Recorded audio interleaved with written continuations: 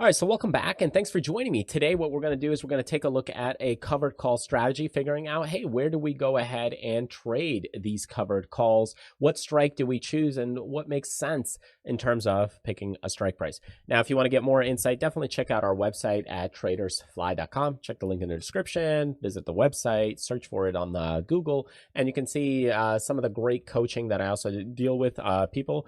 If you just want to ask some questions, the single one-on-one coaching is great. But if you want to work with me a longer time basis, the 6 months plus, 3 months, even a year, I work with people all sorts of different styles, strategies, and different experience levels. So definitely reach out and then we can work together on a longer time period. Or if you want to do some self-study stuff, check out the courses. Okay, so let's get started. I want to get you some insight on this when we choose to figure out, like, hey, where do I go ahead and sell on my my call or my covered call if I go in and try and let's say I'm buying a stock, but then where do I go in and sell the call? So I'm going to go in and pick a stock. The one I'm going to pick is, let's say, Nike.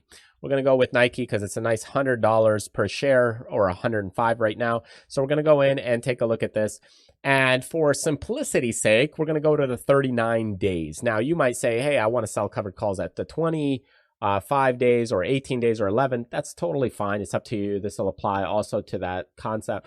But now you might be wondering, okay, well, I've got 39s to go. Do I sell the covered call at 110, 115, 120? Where is a better approach? And if you know anything about standard deviation moves or just standard deviation, this is how we're going to make our decision, or I'll just give you an idea about it. So let's say you look at standard deviation, which is basically saying, hey, 68% of the time that stock, let's say the stock is $100 a share. Well, most of the time, plus or minus, it's going to be up, let's say 10 points or down 10 points between 90 and 110. So now you might say, okay, well, I'll sell the covered call at like 112 to make sure 68% of the time, or now maybe about 70% of the time, I won't get the stock taken away and maybe it's slowly climbing higher. Now, on the other hand, if the stock's kind of slowly pulling back, you might decide to say, hey, I'll sell it at 105 or something like that. But in general, if you want to stay 68% of the time, you're going to be kind of in this bracket of plus or minus 10 points. Now, this is, I'm just saying 10 points as an example, but just to give you a rough idea. So how does this apply to our 39-day trade? Well, what you can do is go over here to the right. There it is, 10.89 points. So every stock will have a different amount or value. This one right here is 10.8 points. If you do only 18 days, it's about 7 points. So in this example, just as a rough idea, here we've got the stock at 105. So what I could do is plus or minus the 10 points. So I'm just going to use 10 instead of 10.89. But let's say we go plus 10. That'll put that stock price around 115. Okay. And minus 10 will go to 95. Okay. So that stock should be between 95 and 115 because the current price right now is around 105. So between that, 68% of the time, it's going to be in that range. So if I wanted to make sure I'm in that call zone, and kind of in that spot 68, 70% of the time, I want to sell that call around 115, 120 if I want to be even extra safe. So here it is. There's the 115. I'd sell this one, or 120 right here, but I get a little less premium. So those would be the two to go to. Let's do another example here. So let's say we take another stock like, let's go to something a little bit more like, how about Home Depot? Okay, so here's Home Depot. Stock currently is at 286. Okay. And let's say we wanted to do something around the $25 mark. Okay, or sorry, 25-day mark. And I'll give you this on the calculator if you prefer. So it's another way of doing it. So here, 25 days, what I'm looking at right here, 19 points. So if you want to be super precise, so it's 286.16. Obviously, the values are changing all the time. 286 plus, and we'll go 19 points.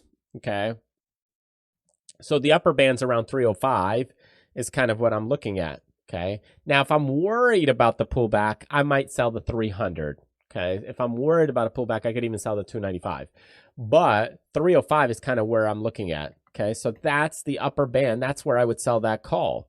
Now the lower end, just subtract it. But 305 is kind of what I'd be looking at. So right there, or 300 if I want to play a little safe. If I believe the stock is exploding higher, I'd go maybe 325 because then I'm going further in the standard deviation. So that's kind of how you would choose that. If you're doing a little bit of a different duration, then you could say, hey, the 11 days is 13 points plus or minus. But a further date maybe is 27 days. So that's the way you would approach it. So on this 39 day, okay, 39 day, I got a 27 point move. So what I can do is 286 plus 27. That gives me 313. Maybe I'd do 315 then. Right there. All right, so there you go. I hope that makes sense and gives you some insight on, trading some of these stocks. At what price range and what price point would you do it?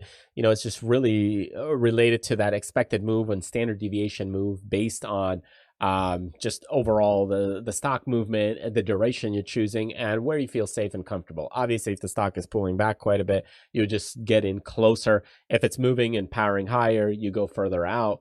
But that's kind of the basis from using a standard deviation to choosing your strikes. All right, I hope that helps. Thank you so much for joining me, and I'll see you in the next video.